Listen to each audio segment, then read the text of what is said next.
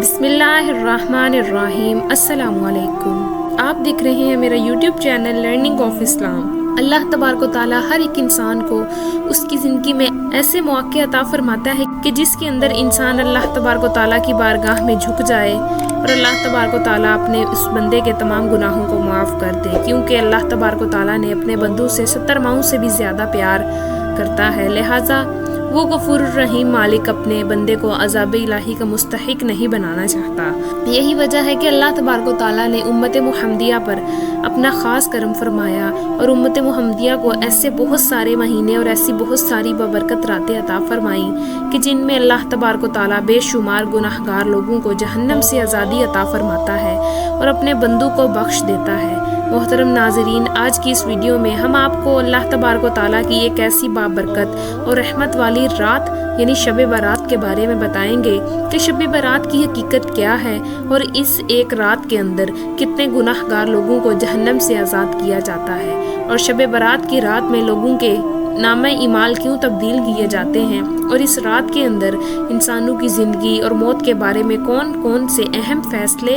کیے جاتے ہیں، اور وہ کون سے اللہ تبارک و تعالیٰ کے نافرمان اور بد نصیب لوگ ہیں کہ جن کی اس رات کے اندر بخشش نہیں کی جاتی۔ محترم ناظرین، ان تمام تر سوالات کے جوابات قرآن و حدیث کی روشنی میں آج کی اس ویڈیو میں ہم آپ کو بتائیں گے، لہٰذا آپ سے گزارش ہے کہ ہماری اس ویڈیو کو اینڈ تک ضرور دیکھیے گا۔ 15 شعبان المبارک کی رات کو شب برات کہا جاتا ہے، اور برات کے معنی ہے بری ہونا یا نجات حاصل کرنا، چونکہ اس رات کے اندر لوگ اللہ تبارک و تعالیٰ کی بارگاہ میں اپنے گناہوں کی معافی طلب کرتے ہیں اور اللہ تبارک و تعالیٰ کی عبادت کر کے اور اپنے رب کو راضی کرنے کی کوشش کرتے ہیں، لہٰذا اللہ تبارک و تعالیٰ اس بابرکت رات کے صدقے اپنے گناہ گار بندوں کی بخشش فرماتا ہے اور ان کو جہنم سے بری کر دیتا ہے، جیسا کہ حدیث پاک میں آتا ہے کہ حضرت عطا بن یسار رضی اللہ تعالیٰ عنہ بیان فرماتے ہیں کہ لیلۃ القدر کی رات کے بعد شعبان المبارک کی 15ویں رات تب سے افضل اور برکت والی رات ہے۔ شب برات ایک ایسی مقدس رات ہے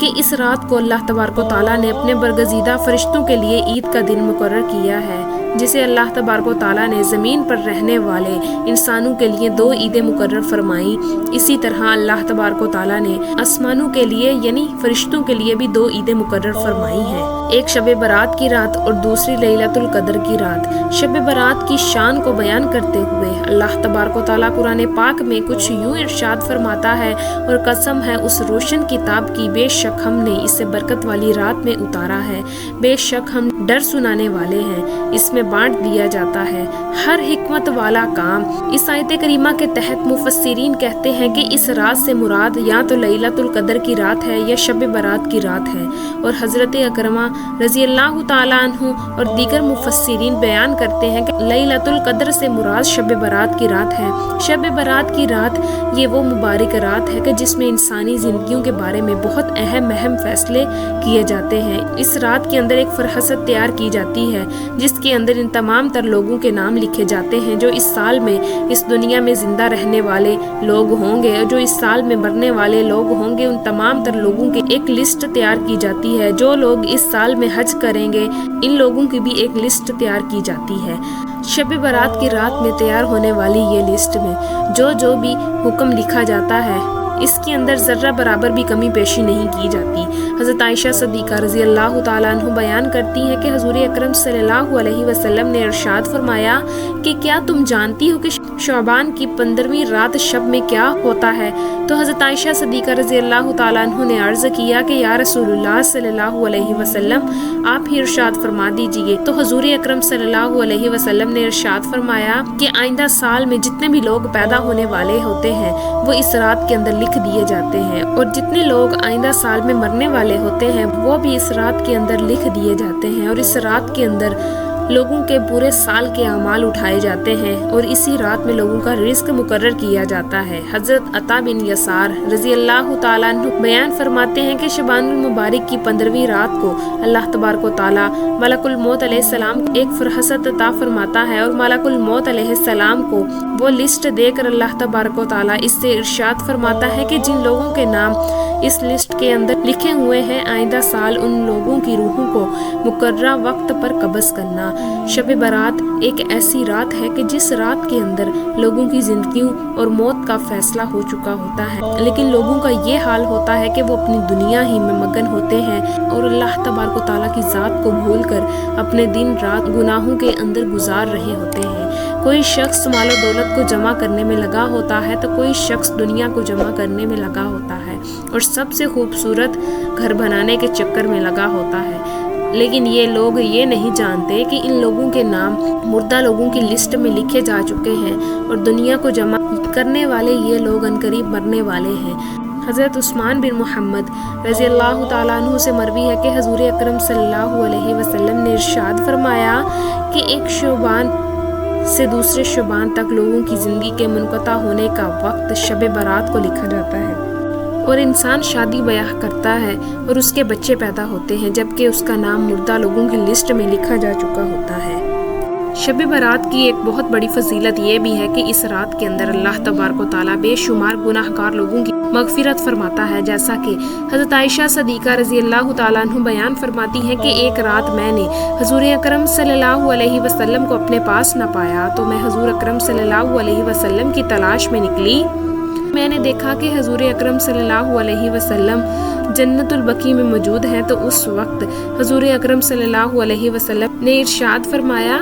کیا آپ کو یہ خوف ہے کہ اللہ تبارک و تعالیٰ اور اس کا رسول تمہارے ساتھ زیادتی کریں گے؟ تو میں نے عرض کی، یا رسول اللہ، مجھے یہ خیال آیا کہ آپ کسی دوسری اہلیہ کے پاس تشریف لے گئے ہیں۔ تو حضور اکرم صلی اللہ علیہ وسلم نے ارشاد فرمایا کہ بے شک اللہ تبارک و تعالیٰ اپنی شان کے مطابق شب برات کی رات کو آسمان دنیا پر جلوہ گر ہوتا ہے اور قبلہ بنو کلب کی بکریوں کے بالوں سے بھی زیادہ لوگوں کی مغفرت فرماتا ہے۔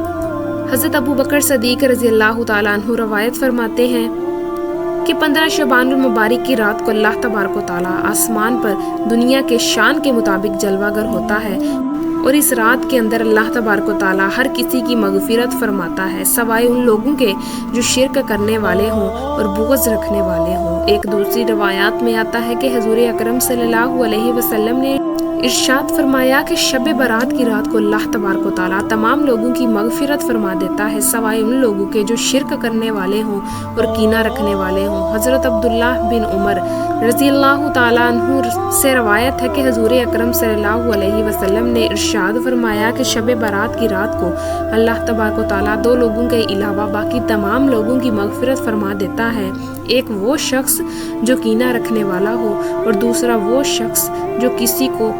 ناحق قتل کرنے والا ہو۔ حضور اکرم صلی اللہ علیہ وسلم نے ارشاد فرمایا کہ جب شعبان کی 15ویں رات آتی ہے تو اللہ تبارک و تعالیٰ کی طرف سے یہ اعلان کیا جاتا ہے کہ ہے کوئی مغفرت طلب کرنے والا کہ میں اس کو بخش دوں، کوئی مجھ سے معافی مانگنے والا ہے میں اسے عطا کروں۔ اس وقت اللہ تبارک و تعالیٰ سے جو مانگا جائے وہ ملتا ہے اور اللہ تبارک و تعالیٰ سب کی دعا قبول فرماتا ہے سوائے بدکار عورت اور مشرک شخص کے۔ حضرت علی رضی اللہ تعالیٰ عنہ سے روایت ہے کہ ہمارے آخری نبی حضرت محمد صلی اللہ علیہ وسلم نے ارشاد فرمایا کہ جب شعبان کی 15ویں رات آتی ہے تو رات کو قیام کرو، دن کو روزہ رکھو، کیونکہ غروب آفتاب کے وقت سے ہی اللہ تبارک و تعالیٰ کی خاص رحمت آسمان دنیا پر نازل ہو جاتی ہے اور اللہ تبارک و تعالیٰ اپنے بندوں سے فرماتا ہے کہ کوئی مغفرت طلب کرنے والا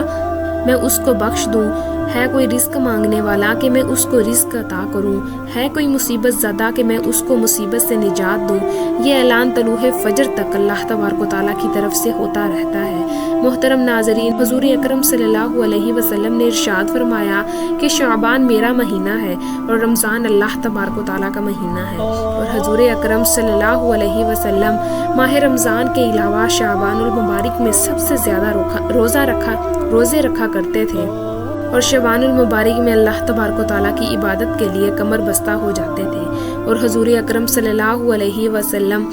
شعبان المبارک میں سب سے زیادہ اللہ تبارک و تعالیٰ کی عبادت کیا کرتے تھے اور صحابہ کرام کو اس کی ترغیب دلایا کرتے تھے۔ لیکن افسوس آج کے دور میں مسلمان اس رات کو آتش بازی اور شعبہ بازیوں کے اندر گزار دیتے ہیں اور جس رات کے اندر اللہ تبارک و تعالیٰ گناہگار لوگوں کو جہنم سے آزادی عطا فرماتا ہے، اسی رات کے اندر لوگ اللہ تبارک و تعالیٰ کی نافرمانیوں کے اندر مشغول ہو جاتے ہیں، اور اس طرح یہ بدبخت لوگ اللہ تبارک و تعالیٰ کے خاص فضل و کرم اور اس کی رحمت سے محروم ہو جاتے ہیں۔ اللہ تبارک و تعالیٰ سے دعا ہے کہ اللہ تبارک و تعالیٰ ہمیں زیادہ سے زیادہ نیک اعمال کرنے کی توفیق عطا فرمائے۔